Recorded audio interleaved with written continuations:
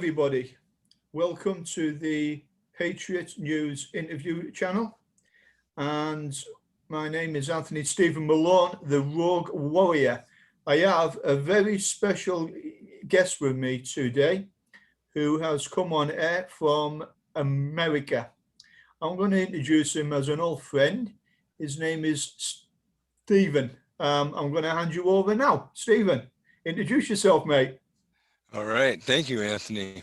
Well, Anthony and I have been connected for a real long time.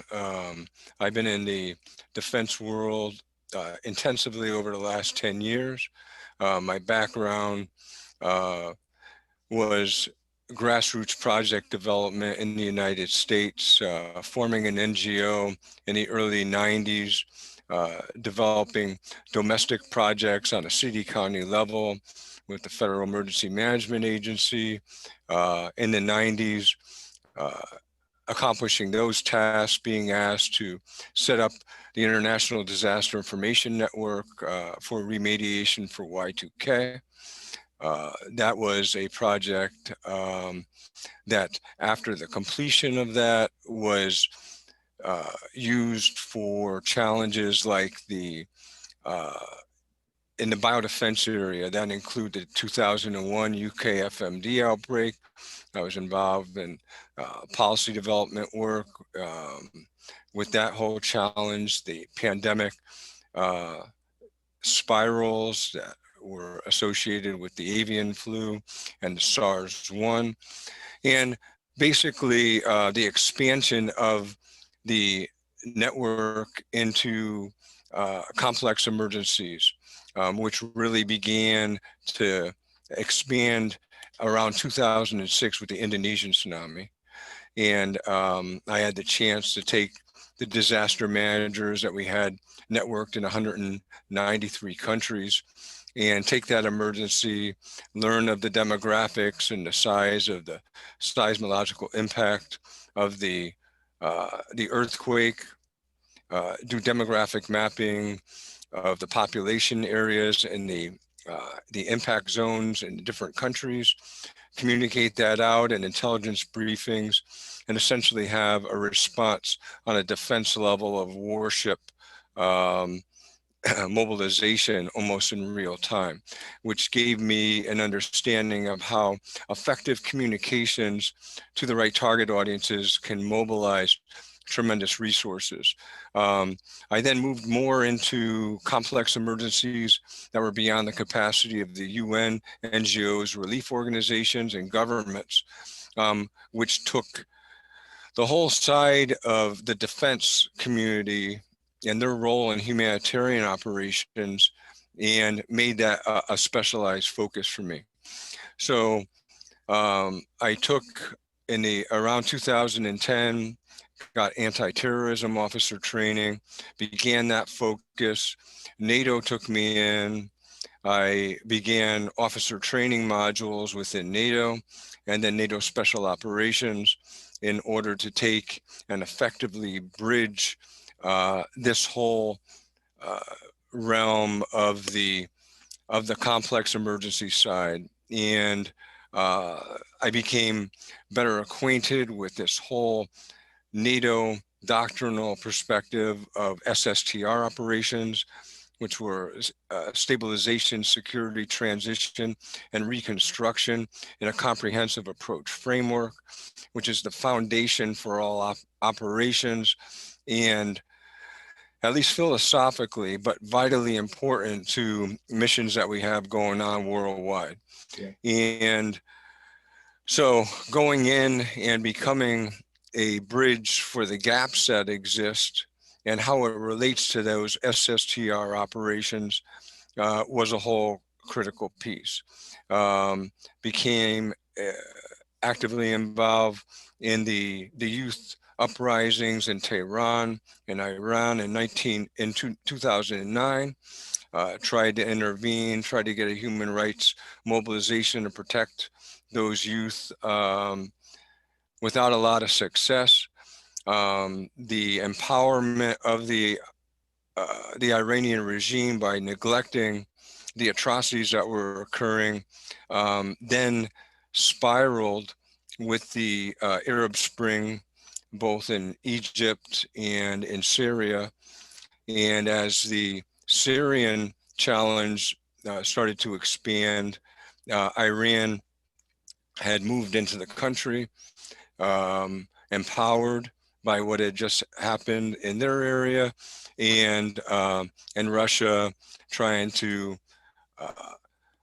maintain its naval base in Tartus, became a conglomerate of Russian Joint Military Command with Iran and Syria as state sponsors of terrorism. So was involved in that entire focus, really the expansion of atrocities, which today we estimate upwards of 1 million in mass graves. We have massive victims of chemical weapons attacks. We have warfare that has expanded into targeting hospitals and schools and civilian areas, which are just beyond the realm of warfare and the Geneva Conventions. It's been a little bit unusual out in that part of the world. All I'm going to say is to the people, I actually know you, I've worked with you for many years. The people out there, that is just wow. That is a hell of an introduction into who you are. Okay, matey? Because I work with you and we've spoken on a lot of quite a lot of sensitive things and tasks in the past. Obviously, the people who are watching this can now ascertain you have got a lot of experience, a lot of credentials. You've been out, seen it, got the T-shirt, and you are very respected by a lot of organizations. I just wanted the viewers at home to realize how special it is to actually have you on the show and to interview you. Your wall in the background, I know that's only part of it, of some of your awards and certificates. As far as I'm concerned, that speaks absolute volumes, mate. Now, what I want you to, I've got some questions I've been asked to ask you, and one of them is, can you speak briefly about the veterans issue with the suicides in the United States? I'll hand it over to you. Yeah, the community service side of working with unmet needs on the grassroots level throughout the United States and moving into the defense community brought me into a better understanding of this whole PTSD, combat stress, and suicide realm. And learning shorthand that we had upwards of 300,000 veterans living on the streets across the United States to 150,000 today, veteran suicides since 9/11, opened the door to a spectrum of unmet needs that was massive, and really had me questioning what was out there from a support system standpoint and where the gaps were and how we could effectively take in and begin to bridge. So I became actively involved in that focus and a vision of, just like with the emergency management, your family disaster plan, supply kits focus, striving to get resource information down to the household level nationwide to support education for families for active duty before, during, and after deployment, one-on-one household level initiatives that not only educated but connected one-on-one with those people, which many times all of your sophisticated technological communications won't reach them, and we have to go down to that type of level. And so trying to bridge resources, develop support systems, put together access points for veterans to connect with other veterans, especially those within their units, so that we have relationships and support, and then integrated guidance to fill gaps in relation to challenges that exist. That's really a very concentrated and prioritized focus for me. That's very a very condensed like framework on that one. In England, the United Kingdom, we have issues over here as well. Our veteran community is going through a hard time at the moment. All over the world is. Sure. And the suicides that we're actually seeing of former service personnel from all services is the highest it's been in a long time. And I think the governments, both here and over America, they're doing a lot, they're doing well, but I feel as if they could be doing a little bit more as well. But obviously, we've spoken about these things off camera anyway. But I think the veteran community in America, because it's so big as well, and the amount of people who need help and support in America is off the scale in the veteran community. I've obviously spent a lot of time with the Americans. I'm classed as one of them. Even though I am a British national, so I'm kind of being adopted, I believe the word is, adopted by the Americans. Right, the other important thing is music. You do a lot of music. People out there and people in the United Kingdom won't be aware of that. So I'd like you to introduce a little bit of what you do on that. Well, on the music front, that I began to take more seriously around 2010. I was diagnosed with tonsillar cancer, and in the midst of that adventure and bump in the road, I was regrouping priorities in different areas of my life and things that I just needed to push because we were really challenged with that situation. So 3 weeks into chemo and radiation, I cut a track called The American Way.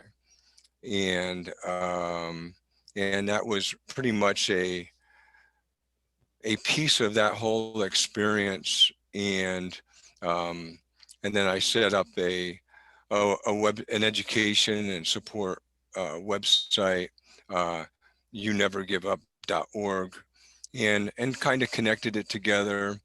But that was the first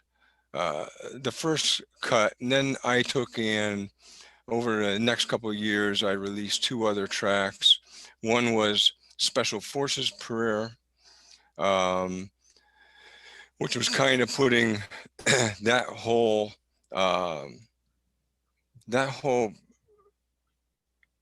prayer and chaplaincy component into song. Putting it into one. And then the other song that I had cut was called A Soldier's Tear. And that was a song that was written in the 1800s, but I changed the chorus to focus more on the area of love. And since the issues in the Middle East and with the Muslim community were so intense, a background message that the chorus encompassed, the words, and the prophet said, "You will not enter paradise until you believe, and you will not believe until you love one another." Yeah. And that was a message that my nonprofit organization, Humanitarian Resource Institute, has a link off the front page, and that's humanitarian.net, called The Ultimate Objective. And the ultimate objective takes the interfaith community and the concept of love in relation to all of the mainstream religions, and references the importance of that as the foundation of their faith base. And then the golden rule as another foundation. And then basically that our philosophical goal is to embrace that, with taking and getting down to the grassroots level worldwide, and having that be the inspiration to dissecting unmet needs, and analysis and strategic planning and development. So that's how that comes.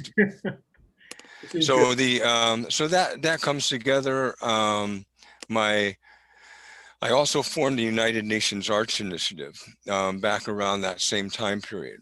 And the goal of that project is in the arts and people that are involved in creative thought processes and activities, whether it's music or it's drawing or painting or it's film and theater.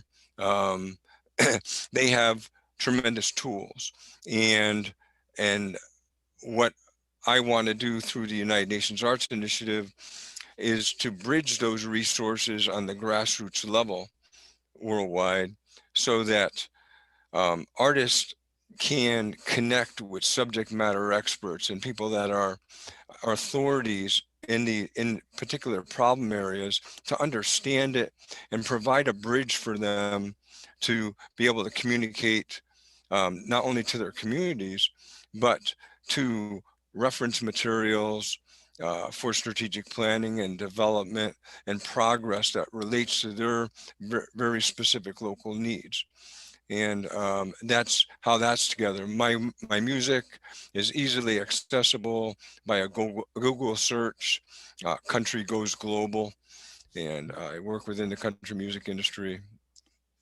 I would recommend everyone to have a look and to listen to some of your music, because it is. I am a little bit biased, but I think it's excellent. I think it is really, really good. What the viewers will not realize is, me and you have done a joint project, the United Nations Art Initiative, Faces of Hope, the book. Right. We done a book together. That's right. That's right. That was really a tremendous effort.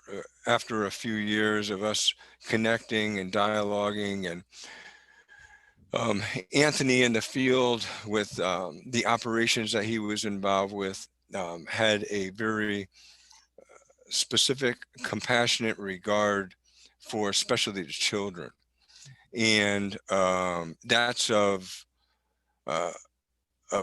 critical importance to me in many areas. My work with regards to Syria is just escalated to such an extent when we have atrocities occurring that are so broad that the UN has the capacity to do full reports on the torture of children and not have them addressed. And so the ramifications of whether you're looking at Iraq or you're looking at Syria, the minority populations, how they've been impacted over the last 20 years, how they've been impacted during this period with the Syrian conflict, and how those minority populations were targeted. There was mass atrocities and genocide of populations. And so Anthony had taken the pictures in the villages of the children and these various landscapes and efforts where he would engage the forward commands and those generals into convoys to bring supplies to orphanages, and just a real compassionate embrace of the children in that picture. So our book was Faces of Hope, and it was to show how those children are exactly like our children. And my vantage point view is that they are all special and valuable, and they have tremendous potential and need to be provided the opportunity just like our children Yeah, have. that was, And yeah. so that book kind of provided the picture landscape, and it provided an overview of me and my work, the International Interfaith Peace Declaration that I drafted after 9/11, got the interfaith community and leaders involved in endorsing that. We're coming up on the 20th year of 9/11 this year. That Interfaith Peace Declaration and the importance of it will definitely spotlight into and bridge these pieces. But what's vitally important is that those images, just like the one image that during the Vietnam War shifted the entire landscape, are vitally important for us to embrace and prioritize in relation to the importance of the village level and and those stabilization, security, transition, reconstruction operations, village stability operations as a core theme of all foreign internal defense, and that we need to embrace worldwide when within the special operations community and where we're working operationally and in conjunction with our partners and allies. So that was our combined effort to at least touch that landscape and that vision. And that's what we're really working on with all of these particular areas and needs, is the vision and working progressively to achieve the goals. Yeah. If anyone would be interested, because there is some incredible photographs with a lot of background information on what Stephen has just spoken about, it is available on Amazon.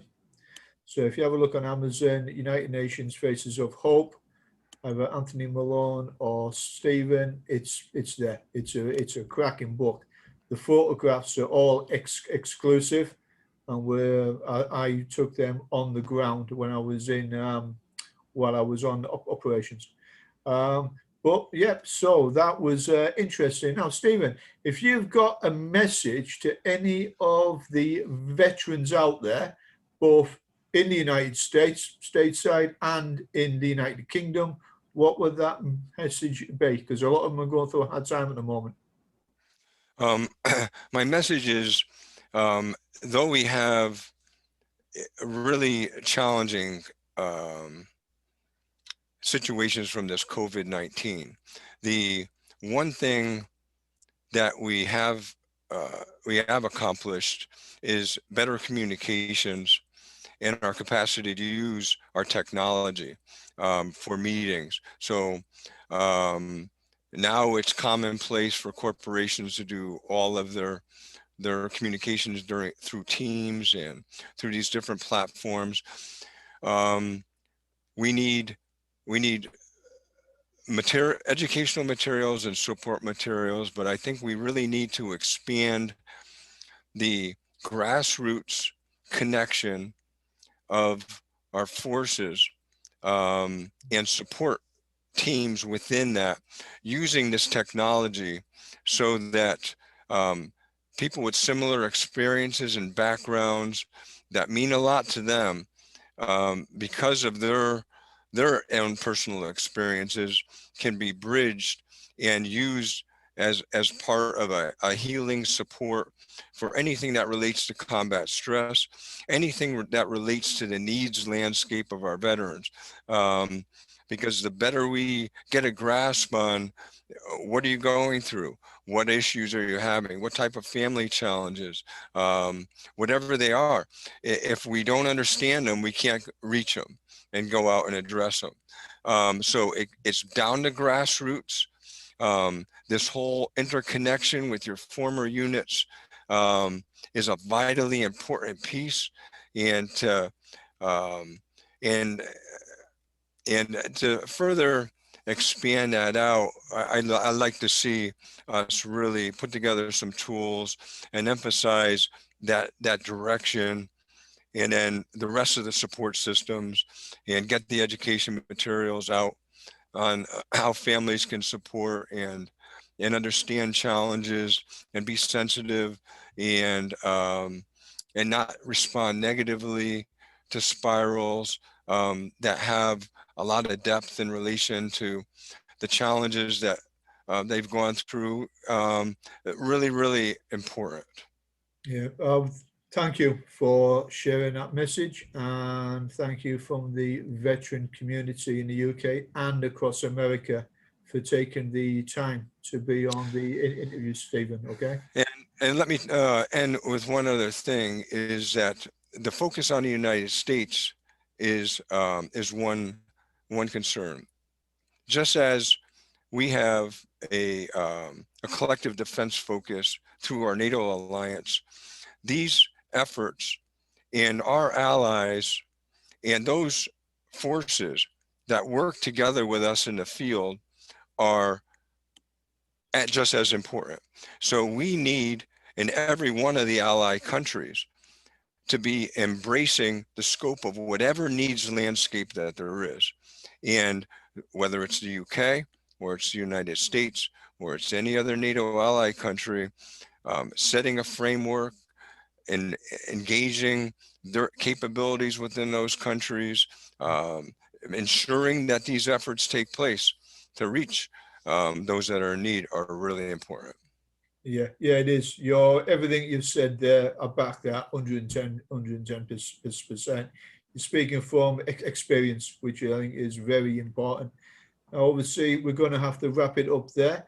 There will be a part 2 to this interview because there is so many more questions I would like to ask you. And I'd like to ask your viewers, if you want to ask Stephen a question for the part 2 interview, which will be in a couple of weeks, just private message me and I will ask Stephen your question. If you can stay on the line for a couple of minutes, Steve, I'm just going to say goodbye to everyone. I'd also like to thank my sponsors and supporters, the Dead Mammoth Coffee Company. Great coffee. Have a look at them. Stirling Timepieces, the watches. Their name speaks for itself. Have a look at them. Cracking bit of kit. And Triangular Fragrances, New York. It's a female combat veteran who founded that company, and she runs that company. Support a veteran. That's what it's about. Have a look at them. There is some promotion videos at the end of this, so please take the actual time to watch them. Right, I would like to say thank you very much, Stephen. As always, it's been emotional. We'll have a chat off camera. And to all my viewers and supporters, have a great evening. Speak to you soon. Stay safe. Thank you, Anthony.